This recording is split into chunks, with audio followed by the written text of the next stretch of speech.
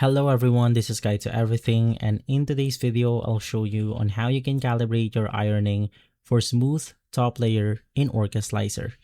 Basically, the first thing that you want to do is to get this specific STL file on your Orca Slicer. Unfortunately, there isn't a built-in calibration for ironing in Orca Slicer, so instead, we have to get this one. It will provide us, or it will make our calibration efficiently and faster.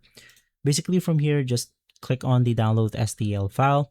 From there, you will get this specific RAW file, and then you have to choose between the test speed, test original. In my case, I have imported the test original onto my plate.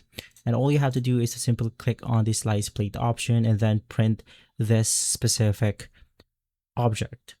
From there, you can then simply touch the object itself, and then you want to go ahead and notice which cubes right here or which box provides you with the best results. So for example, if it says something like 30% and 25, and it's going to be this specific cube or box right here, this means that we have gotten our setting.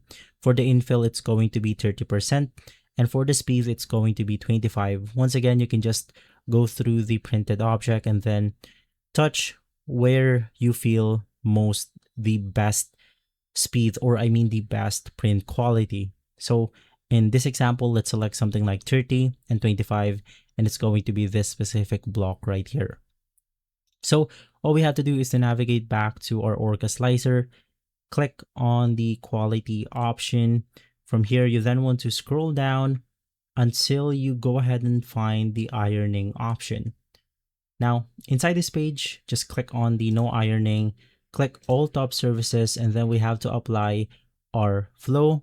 In our case, the flow is going to be 30. And lastly, our speed is going to be the 25 millimeter per second. So you could just import or put these values onto the ironing option or settings, and from there we can then save it by clicking on the save current process, and basically you can just put something like the calibrated message on this specific preset.